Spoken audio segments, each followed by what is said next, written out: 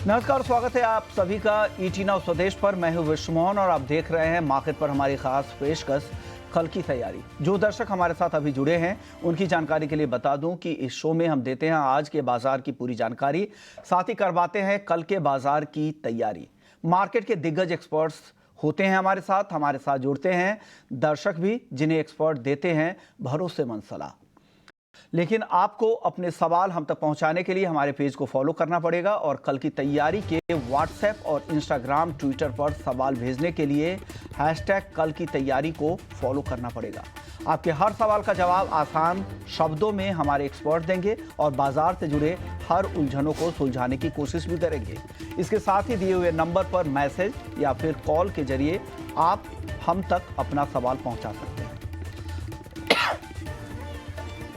और कल की तैयारी कराने के लिए आज हमारे साथ दो खास मेहमान हैं। वृद्धि इन्वेस्टमेंट के विवेक कारवा और जैनम ब्रोकिंग के किरण जानी। आप दोनों मेहमानों का बहुत बहुत शुक्रिया, आप लोगों ने वक्त निकाला है। सबसे पहले लेकिन बाजार की चाल एक देख ले तो बाजार आज शानदार तेजी के साथ बंद हुआ है। दिन के ऊपरी स्तरों के करीब निफ्टी में 189 अंकों की मजबूती दिखी और बैंक निफ्टी 350 अंकों की मजबूती दिखी है। निफ्टी में बढ़ने वाले शेयरों की बात करें तो बीपीसीएल टॉप गेनर में शामिल था, 3% से ज्यादा की। टाटा कंज्यूमर करीब 3% चढ़कर बंद हुआ। Eicher, L&T, Bajaj finance, axis bank में भी 2.5 से 3% के आसपास की तेजी दिखी।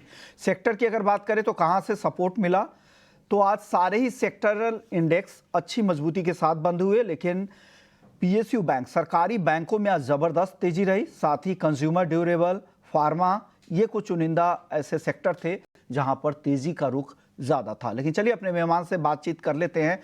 विवेक जी, क्या लग रहा है आपको, बाजार की जो ये चाल दिख रही है, जिस तरह की तेजी दिख रही है, क्या आगे भी कंटिन्यू होगी? देखिए, बाजार ऑलरेडी बहुत वॉलेटाइल है। इनफैक्ट पिछले 3 सत्रों से हमने देखा है कि एक प्रॉफिट बुकिंग थी और आज ये पॉजिटिव हो गया कि इसराइल और ईरान लग रहा है कि कॉन्फ्लिक्ट में नहीं जाएंगे और सीज फायर की बातें चल रही है उधर, तो इसके लिए बाजार ने बहुत पॉजिटिवली लिया है इसको। और मुझे लगता है कि आगे चल के जब तक चुनाव के नतीजे नहीं आ जाते, बाजार थोड़ा बहुत वॉलेटाइल रहेगा। तो अगर 3 दिन गिरा है, हो सकता है कि 2 दिन बढ़े और उसके बाद में वापस एक करेक्शन देखने को मिले। तो ये ट्रेंड जारी रहेगा। मुझे नहीं लगता है कि एक स्ट्रेट लाइन रैली आपको यहाँ से देखने को मिलने वाली है, वैसा नहीं होने वाला है। हाँ, एक अच्छी खबर है कि इनफैक्ट सूरत के बीजेपी कैंडिडेट को डिक्लेयर कर दिया गया है विनर। तो कहीं ना कहीं ये पॉजिटिव, पता नहीं अभी पॉजिटिव है कि नहीं है, लेकिन हाँ, मुझे लग रहा है कि ओवरऑल जब तक चुनाव नहीं खत्म हो जाते हैं, नतीजे नहीं आते हैं, वॉलेटिलिटी आपको देखने को मिलेगी। तो यहाँ से अगर कल और ऊपर जाता है तो जहां पे आपको पॉकेट्स दिखता है कि काफी चल चुका है, वहां पे आपको थोड़ा बहुत मुनाफा भी लेना चाहिए। यानी बाजार की तेजी अभी और चलने वाली है, लेकिन बीच बीच में जहां आपको लगे कि जहां काफी दिनों से अच्छी तेजी चल रही है, वहां पे मुनाफा भी घर जरूर लेकर जाए। चलिए अब अपने दर्शकों के सवाल जवाब का सिलसिला शुरू करते हैं। चिरायु पारिक का पहला सवाल है जयपुर से। वेदांता इन्होंने लिया है 890 शेयर, 288 रुपए के भाव पर। इनके खरीद भाव से करीब 90 रुपए ऊपर वेदांता का शेयर ट्रेड कर रहा है, 381 रुपए के ऊपर। किरण, बताइए क्या करना चाहिए इनको वेदांता में? Good afternoon everyone. सो अगर वेदांता का हम चार्ट देखें तो ओवरऑल मेटल सेक्टर में एक अच्छी खासी रैली हमने देखी है, उसमें वेदांता एक आउट परफॉर्मर है। रिसेंटली जिस तरह की कॉर्पोरेट न्यूज इसमें आई थी, गोवा का जो प्लांट था वहां पे उसको माइनिंग की परमिशन दे दी है, तो उसके चलते हुए इसमें तेजी कंटिन्यू रह सकती है। लेकिन शॉर्ट टर्म में एक अच्छी रैली आ जाने के कारण जो इसके इंडिकेटर है ओवरबॉट जोन के अंदर, तो देयर आर चांसेस कि आने वाले समय में अभी थोड़ा एक कंसोलिडेशन फेज में रहे। तो इस कंसोलिडेशन फेज में मुझे लग रहा है कि 360 का एक स्ट्रिक्ट स्टॉप लॉस आप मेंटेन कीजिए। जब तक 360 के ऊपर है आप होल्ड कीजिए। अगर ये 360 का लेवल ब्रेक नहीं करता है और आप इसको 2-3 महीने होल्ड कर सकते हैं, तो 2-3 महीने में हम 450 तक के भी टारगेट इसमें देख सकते हैं। तो मेरे हिसाब से डेफिनेटली इनको होल्ड रखना चाहिए 360 के स्ट्रिक्ट स्टॉप लॉस के साथ। इसको होल्ड करने की सलाह यहां पर दी जा रही है। अगला सवाल है राकेश गुप्ता का गुरुग्राम से। ऐसा कॉन्ट्रैक्टर्स के 70 शेयर हैं इनके पास 210 के भाव पर और करंट मार्केट प्राइस है 201 रुपए का। विवेक जी, इनको क्या करना चाहिए? इंजीनियरिंग कंस्ट्रक्शन डेवलपमेंट कंपनी है एसआरएम कॉन्ट्रैक्टर्स, क्या करे? मामूली नुकसान है, बने रहे, प्रॉफिट में आ जाएगा? देखिए, बहुत ही नया लिस्टिंग है और कंपनी ठीक ठाक लग रही है। मतलब वैल्यूएशन वाइज आप अगर इसको कंपेयर करो, इसके जो कॉम्पिटिटर्स है या फिर पीयर ग्रुप है, तो आपको दिखेगा कि वैल्यूएशन वाइज महंगी नहीं है, और जो डेट लेवल्स है कंपनी में वो भी करीबन एक कंफर्टिंग लेवल पे ही है, करीबन 0.75 0.8 के आजू बाजू रहेगा। तो इस हिसाब से लग रहा है कि थोड़ा बहुत रिकवरी आएगा यहाँ से, तो आपको होल्ड करना चाहिए। और जैसे मैंने कहा, दूसरी कंपनीज आपको यहाँ पे 35 से लेके 40 पी तक मिलेगी, ये आपको आज भी 25 पी पे मिल रहा है स्टॉक। तो ये सलाह एसआरएम कॉन्ट्रैक्टर पर। चलिए अगले दर्शक का सवाल ले लेते हैं। आयुष हैं, नहीं कमलेश जी हैं, कमलेश सिंह। हुडको के 40 इनके पास 195 रुपए के भाव पर, करंट भाव भी वही है, क्या करना चाहिए किरण जी इनको? हुडको की अगर हम बात करें तो यहाँ पे भी एक अच्छी खासी तेजी हमने देख ली है। तेजी के बाद का एक कंसोलिडेशन फेज के अंदर स्टॉक चल रहा है। रिसेंटली एक शार्प करेक्शन हमने देखा था, 222 से हुडको नीचे में 156 तक आ गया था। 156 से वापस slowly and gradually heart of higher bottom pattern के अंदर है। स्टॉक वापस अपने जो मूविंग एवरेज 20 एंड 50 के नीचे आ गया था, उसके ऊपर सस्टेन कर रहा है। तो मेरे हिसाब से कहीं ना कहीं इनको होल्ड रखना चाहिए, क्योंकि अभी उन्होंने लिया लग रहा है। सो चांसेस है कि यहाँ से एक रिवर्सल पैटर्न बन सकता है, क्योंकि ओवरऑल मार्केट भी एक अच्छे पोजीशनिंग में आ चुका है। तो रिस्क रिवॉर्ड रेशियो के हिसाब से होल्ड रखिए आप। एक जो स्ट्रिक्ट स्टॉप लॉस हमें मेंटेन करना है वो 170 का मेंटेन करना है। 170 का स्ट्रिक्ट स्टॉप लॉस मेंटेन कीजिए, और जिस तरह के चार्ट पैटर्न है, हम आने वाले समय में वापस जो उसका पुराना हाई था 220 225 वहां तक जा सकता है। तो डेफिनेटली होल्ड रखना चाहिए 170 के स्टॉप लॉस के साथ। तो होल्ड करने की सलाह है हुडको को। चलिए अगले दर्शक हमारे साथ विनोद मल्होत्रा हैं, जयपुर से। जयपुर की कंपनी में इन्होंने पैसा लगाया, मोती सन्स ज्वेलर्स। 100 शेयर है इनके पास 192 रुपए पे, 192 के भाव पर। करंट भाव है 162 रुपए का। इनको नुकसान हो रहा है, हाल की लिस्टिंग है। विवेक जी क्या करना चाहिए? मोती सन्स ज्वेलर्स के शेयर है इनके पास 30 रुपए नीचे है अभी मार्केट प्राइस इनके खरीद भाव से, क्या करें? देखिए, मुझे इन दामों में ये स्टॉक बहुत कॉस्टली लग रहा है अभी भी, मतलब इतने करेक्शन के बावजूद। और यहाँ पे लगभग आप अगर पेयर ग्रुप कंपैरिजन भी करते हो तो ऑलमोस्ट 25-1% के प्रीमियम पे स्टॉक चल रहा है। तो मैं अवॉइड की ही सलाह दूंगा यहाँ पे। अगर आपको मौका मिले तो यहाँ से बाहर निकल के आप कोई ऑल्टरनेट स्टॉक में इन्वेस्ट कर सकते हो। ये थोड़ा सा बहुत ही माइक्रो कैप स्टॉक है, 1500-1600 करोड़ का मार्केट कैप है, तो थोड़ा सा डेंजरस लग रहा है। जोखिम यहाँ पर ज़्यादा है, कोशिश करें यहाँ पर अगर ऊपर का भाव कुछ मिले, बाउंस बैक मिले तो निकलने की सलाह विवेक जी की तरफ से दी गई है। अगले दर्शक हमारे साथ अभिषेक हैं, आगरा से। कोल इंडिया के 210 शेयर हैं इनके पास 455 के भाव पर। मौजूदा भाव है 444 रुपए। क्या करना चाहिए किरण जी इनको? कोल इंडिया की बात करें तो कोल इंडिया भी सिमिलरली एक कंसोलिडेशन फेज के अंदर है। लेकिन रिसेंटली एक वापस बॉटम बना है और height of higher bottom pattern के अंदर आया है। और जिस तरह से पावर कंजम्पशन स्टॉक्स चल रहे हैं, there are चांसेस के कोल इंडिया में वापस एक रैली हम देख सकते हैं। तो एक स्ट्रिक्ट स्टॉप लॉस मेरे हिसाब से इनको 420 का मेंटेन करना चाहिए। 420 के स्टॉप लॉस से होल्ड रखिए। अगर नीचे में 420 का लेवल ब्रेक नहीं होता है तो देयर आर चांसेस के वापस हम इसमें 480 490 तक की रैली देख सकते हैं। तो 420 के स्ट्रिक्ट स्टॉप लॉस के साथ कोल इंडिया होल्ड। ओके, तो कोल इंडिया को होल्ड करने की सलाह यहाँ पर दी गई है किरण जी की तरफ से। अगले कॉलर हैं हमारे साथ, चेतन है नागपुर से। अदानी टोटल गैस के 32 शेयर हैं इनके पास, 1200 रुपए के भाव पर इन्होंने खरीदा है। करंट मार्केट प्राइस है 918 रुपए। क्या करना चाहिए विवेक जी, इनको नुकसान हो रहा है? देखिए, सलाह यही रहेगी कि आप इससे निकल के अगर मतलब एमजीएल भी लेते हो तो भी आपको रिटर्न थोड़ा बहुत जल्दी मिल सकता है, ये पॉसिबिलिटी होगी। अगर सेफ्टी चाहिए तो गेल और भी बढ़िया लग रहा है ये स्टॉक। देखिए, आगे चल के काफी चीजें होने वाली है गैस में, लेकिन फिर भी जो वैल्यूएशन आज चल रहा है करीबन 170 की पी पे, तो वो कंफर्टिंग लेवल बिल्कुल भी नहीं है। तो आप अगर गेल जैसा स्टॉक लेते हो तो रिटर्न्स आपको, मतलब डाउन साइड बहुत मिनिमल है, लेकिन रिटर्न्स आपको आराम से मिलेगा वहां। तो ये सलाह आपके लिए। आप यहाँ से गेल पर भी फोकस कर सकते हो। तो गेल में स्विच करना सही होगा क्या विवेक जी? आपको अगर गैस में ही रहना है, गैस सेक्टर में रहना है, तो गेल ठीक है, उसमें आप ले सकते हो। लेकिन आपका ये नहीं है कि गैस नहीं सर, कोई कहीं हमको तो कमाना है, कहीं पे भी कमाओ। तो अभी थोड़ी देर में वीआईपी स्टॉक हम दोनों देने ही वाले हैं, तो उसमें भी आप डाल सकते हो। ये सलाह है। दर्शक है प्रवेश कुमार है, आईआरएफसी। 100 शेयर है इनके पास 160 रुपए पे। Kiran ji, Indian Railway Finance Corporation 144 current market price है, खरीद भाव है इनका 160 का, क्या करें? देखिए, ये जो आईआरएफसी हो गया, आईबीएनएल हो गया, आईआरसीटीसी हो गया, ये सब स्टॉक के अंदर एक अच्छी खासी मूवमेंट आई है, आईआरसीटीसी को छोड़ के इनफैक्ट। तो ये जो छोटे शेयर्स है आरबीएनएल हो गया या तो आईआरएफसी हो गया या तो रेलटेल हो गया, मेरे हिसाब से इसमें अगर आपने ऑलरेडी इन्वेस्टमेंट कर रखा है तो होल्ड रखिए, नई खरीदारी के लिए तो हम सलाह नहीं देंगे। लेकिन जिनके पास है वो एक 100 डेज मूविंग एवरेज का स्ट्रिक्ट स्टॉप लॉस आप मेंटेन कीजिए जो 128 के आसपास है। सो आप 100 डेज मूविंग एवरेज को फॉलो कीजिए, अगर स्टॉक इसके नीचे जाता है तो मेरे हिसाब से एक बार बुक करके आप साइडलाइन हो जाना। और या तो आपको रेलवे के अंदर ही स्टॉक में इन्वेस्टमेंट करके रहना है तो मेरे हिसाब से आईआरसीटीसी करंट मार्केट प्राइस से भी अच्छा लग रहा है।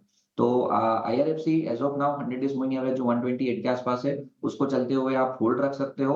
जैसे ही उसके नीचे जाए तो मेरे हिसाब से एक बार एग्जिट करके आप आईआरसीटीसी को ध्यान। तो ये सलाह है आईआरएफसी के लिए। चलिए अगले दर्शक है विपुल दहिया हैं। डेल्टा कॉर्प के 150 शेयर है 135 के भाव पर। डेल्टा कॉर्प का करंट भाव है 121 रुपए, नुकसान हो रहा है, क्या करना चाहिए विवेक जी इनको? देखिए, ये जब 200 के ऊपर भी था स्टॉक, इस पे यही सलाह थी कि इससे आपको दूर रहना चाहिए। एक स्मॉल कैप काउंटर है और जिस हिसाब से जिस सेक्टर में है ये, यहाँ पे आपको कभी भी गवर्नमेंट इंटरवेंशन देखने को मिलेगा आगे चल के भी। अब जो टैक्सेस वगैरह लगाए गए थे उसके बाद में बिजनेस इनका काफी मार खाया है। और मुझे नहीं लगता है कि जब तक ये कैसीनो बिजनेस में रहने वाले हैं इनका कोई आराम से उद्धार होने वाला है। या तो टैक्स पॉलिसीज में टोटली चेंज आना या फिर इनको पूरा का पूरा बिजनेस डाइवर्सिफाई करना। तो बाहर ही निकलने की सलाह रहेगी। नुकसान हो रहा है लेकिन हाँ, आप और कहीं अगर पैसा डालते हो ये निकाल के तो हो सकता है कि आप कमाओगे। यहाँ पे बहुत ही रिस्की लग रहा है अभी भी। निकलने की सलाह विवेक जी की तरफ से डेल्टा कॉर्प से। चलिए अब अगले दर्शक है आदित्य सिसोदिया हैं पुणे से। मणप्पुरम फाइनेंस के 6500 शेयर है 196 रुपए के भाव पर। करंट भाव के आसपास ही है 191 रुपए 50 पैसे का आज क्लोजिंग भाव है। क्या करना चाहिए किरण जी इनको? तो फाइनेंस की अगर हम बात करें तो जिस तरह से गोल्ड ऑल टाइम हाई के आसपास ट्रेड कर रहा है, कहीं ना कहीं गोल्ड फाइनेंसिंग कंपनी के लिए अच्छा है। और मणप्पुरम फाइनेंस की अगर हम बात करें तो डेली चार्ट के ऊपर एक cup and handle pattern formations बन रहा है, अभी तक ब्रेकआउट नहीं दिया है। लेकिन कहीं ना कहीं जब तक ये स्टॉक 180 के ऊपर है, ओवरऑल स्ट्रक्चर काफी बुलिश लग रहा है। सो ओवरऑल स्ट्रक्चर को देखते हुए और करंट जो कप एंड हैंडल पैटर्न बना है उसको देखते हुए लग रहा है कि इनको होल्ड रखना चाहिए। एक जो स्टॉप लॉस मेंटेन करना है वो 170 का स्टॉप लॉस मेंटेन करना है, जो हालांकि उसकी 100 डेज मूविंग एवरेज भी है। अगर 170 का लेवल ब्रेक नहीं होता है तो मणप्पुरम में चांसेस है हम 225 तक का एक टारगेट शॉर्ट टर्म में देख सकते हैं। तो मेरे हिसाब से डेफिनेटली होल्ड रखना चाहिए 170 के स्टिक स्टॉप लॉस के साथ। पहला टारगेट हमारा 225 का रहेगा, अगर वो क्रॉस होता है तो फिर 250 तक के भी लेवल्स आप मणप्पुरम फाइनेंस में देख सकते हो। ओके, तो होल्ड करने की सलाह 225 250 तक के भी टारगेट आपको दिख सकते हैं, लेकिन जो स्टॉप लॉस किरण जी ने बताया है उसे भी फॉलो जरूर कीजिएगा। रंजीत मंडल है टाटा स्टील के 180 शेयर है इनके पास 166 रुपए के भाव पर। विवेक जी क्या करना चाहिए? टाटा स्टील खरीद भाव के आसपास ही है 162 रुपए के ऊपर अभी भी है टाटा स्टील, क्या करें? देखिए 200 चला जाएगा तो बहुत क्लियर कट एडवाइस है, इस पे आपको होल्ड रखना चाहिए पहली चीज। और जिस हिसाब से मेटल थोड़ा बहुत स्ट्रेंथ दिखा रहा है ऐसे सेक्टर, लग रहा है कि यहाँ पे और रिकवरी आपको देखने को मिलेगी। और आगे चल के जो ये जियो पोलिटिकल टेंशन वगैरह है, यहाँ पे भी अगर कोई भी सुधार होता है तो भी सेक्टर को आपको मतलब जो सपोर्ट मिलना चाहिए वो पक्का मिलेगा। तो इसके लिए होल्ड रखिए। डाउन साइड इसका मुझे ज्यादा नहीं लग रहा है, लेकिन हाँ ऊपर की तरफ अगर पॉजिटिव रहा मेटल तो 200 भी जा सकता है। ओके, पॉजिटिव अगर मेटल सेक्टर का आउटलुक पॉजिटिव रहा तो 200 तक भी जा सकता है, तो होल्ड करने की सलाह।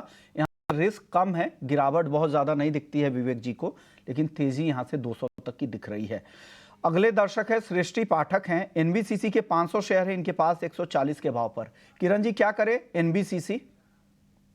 बीसीसी की अगर हम बात करें तो ओवरऑल चार्ट पैटर्न जिस तरह से देख रही है और रिसेंटली जो अपमूव आया था वो अपमूव से कंसोलिडेशन फेज के अंदर है। 50 दिन की मूविंग एवरेज के आसपास कहीं ना कहीं ये स्टॉक रिटेस्ट कर रहा है, तो मेरे हिसाब से इनको होल्ड रखना चाहिए। लेकिन एक स्ट्रिक्ट स्टॉप लॉस आप मेंटेन कीजिए 115 का। अगर ये स्टॉक 115 का लेवल ब्रेक करता है तो चांसेस है इसके प्रीवियस जो बॉटम है 100 और 100 के नीचे वहां तक भी ये जा सकता है। तो एज ऑफ नाउ 115 के स्टॉप लॉस से इनको होल्ड रखना चाहिए। 115 रुपए का स्टॉप लॉस याद रखिएगा, इस स्टॉप लॉस के साथ आप इसे होल्ड कर सकते हैं। अमित उपाध्याय हैं, गोदरेज प्रॉपर्टीज के 100 शेयर है 1237 रुपए के भाव पर। क्या करें विवेक जी? स्टॉक गोदरेज प्रॉपर्टीज, जी जी। ओके। तो देखिए सलाह रहेगी मेरी होल्ड की। और अगर अगर भी डिप मिलता है तो आपको इसमें और धीरे बहुत तक कोई भी मेजर करेक्शन देखने को मिले तो थोड़ा बहुत आप इसको एवरेज आउट भी कर सकते हो अंटिल 2200 तक। अब मैं ये क्यों बोल रहा हूँ, रियल एस्टेट ओवरऑल मुझे लग रहा है कि यहाँ से बुलिश आपको दिखाएगा, पहली चीज। दूसरी चीज, जो इंटरेस्ट दे रहे हैं, वहां पे कटौती आएगी, हो सकता है कि 6 महीने बाद आए, लेकिन कटौती आने पे यहाँ पे एक और पॉजिटिव सेंटीमेंट टर्न अराउंड होगा। और जब जब ईएमआई सस्ती होगी तो ओवरऑल जो प्रॉपर्टी डेवलपर्स है उनको फायदा होगा। तो मैं प्लॉट और जो लैंड होता है उस पे बुलिश नहीं हूँ, लेकिन जो डेवलपर्स है, गोदरेज प्रॉपर्टी टाइप, ओबरॉय है या शोभा है, इन स्टॉक्स पे मुझे लग रहा है कि और भी आपको पॉजिटिव ट्रेंड देखने को मिलेगा। तो ये भी गोदरेज प्रॉपर्टीज और ओवरऑल रियल एस्टेट सेक्टर को लेकर होल्ड करने की सलाह है। अभी अगले दर्शक है भावेश प्रजापति हैं, बैंक ऑफ बड़ौदा के 1500 शेयर है इनके पास 275 रुपए के भाव पर। किरण जी, क्या करना चाहिए bank of Baroda? So bank में जिस तरह के हमने ओवरऑल सेटअप देखा है और वापस पीएसयू बैंक, तो निफ्टी पीएसयू बैंक साहब का स्टॉक देखोगे, इंडेक्स देखोगे, तो वहां पे भी एक बॉटम फिशिंग दिख रहा है हमें। मोमेंटम इंडिकेटर पे भी हिडन बुलिश डाइवर्जेंस देखने को मिल रहा है, तो मेरे हिसाब से डेफिनेटली होल्ड रखना चाहिए। अगर किसी को नई खरीदारी भी करनी है तो बैंक ऑफ बड़ौदा में आप डेफिनेटली नई खरीदारी कर सकते हो। लास्ट 3 दिन में एक मॉर्निंग स्टार कैंडलस्टिक पैटर्न भी फॉर्मेशन हुआ है। हालांकि स्टॉक अपने 20 और 50 डेज मूविंग एवरेज के नीचे ट्रेड कर रहा है, लेकिन प्राइस एक्शंस के हिसाब से लग रहा है कि शॉर्ट टर्म बॉटम बन चुका है। मेरे हिसाब से ये करंट मार्केट प्राइस में नई खरीदारी भी कर सकते हो, और जिनके पास है उनको होल्ड भी रखना चाहिए। एक पोजिशनल स्टॉप लॉस आप 240 का करें, 240 का, और जिस तरह के चार्ट पैटर्न है वापस 300 प्लस के टारगेट हम बैंक ऑफ बड़ौदा में एक्सपेक्ट कर सकते हैं, तो डेफिनेटली होल्ड रखना चाहिए। ओके, होल्ड करें। 240 का स्टॉप लॉस ध्यान में रखिएगा, 300 प्लस के टारगेट के साथ आप इसे होल्ड कर सकते हैं। स्टॉप लॉस 240 का बताया है किरण जी ने। लेकिन चलिए, अब वक्त हो गया है वीआईपी शेयर जानने का।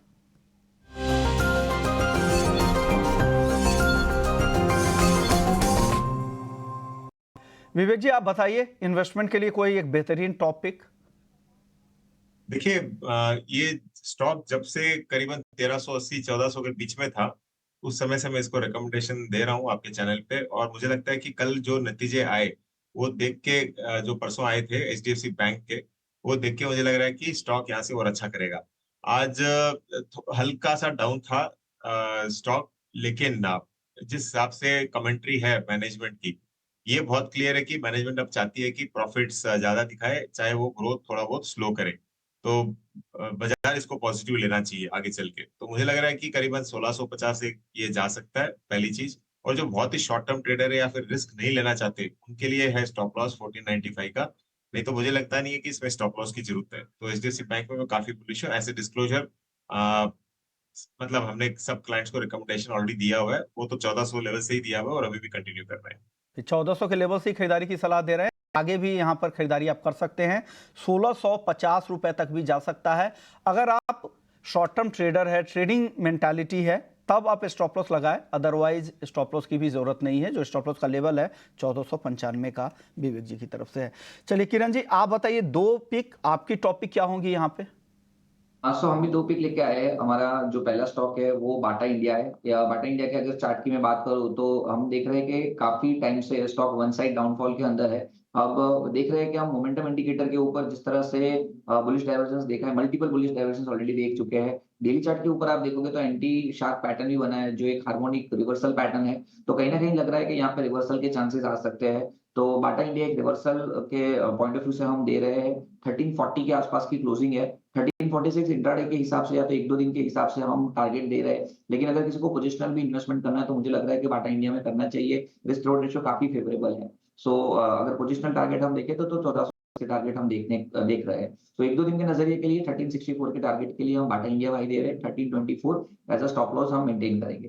दूसरा जो कॉल है वो फार्मा के अंदर है। आज जिस तरह से ओवरऑल फार्मा के अंदर हमने एक बॉटम फिशिंग देखा है कि कहीं ना कहीं बॉटम बन चुका है, तो देयर आर चांसेस कि यहाँ से वापस एक रैली हम देख सकते हैं।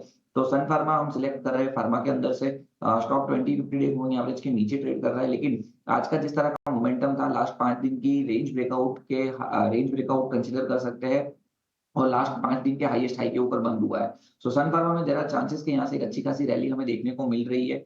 तो 1514 के स्टॉप लॉस के साथ हम बाई करेंगे, और ऊपर में 1560 तक के टारगेट हम एक्सपेक्ट कर रहे हैं सन फार्मा के अंदर। So Bata India and Sun Pharma हमारे 2 पिक है। ओके, तो बाटा और सन फार्मा 2 खरीदारी की राय किरण जी की तरफ से और एचडीएफसी बैंक विवेक जी की तरफ से। शुक्रिया विवेक जी आपका, किरण जी आपका, आप लोगों ने वक्त निकाला, हमारे दर्शकों को अपनी राय दी और बेहतरीन इन्वेस्टमेंट पिक भी दिए। तो चलिए, इस खास पेशकश में फिलहाल इतना ही, लेकिन बाकी खबरों के लिए आप बने रहिए हमारे साथ।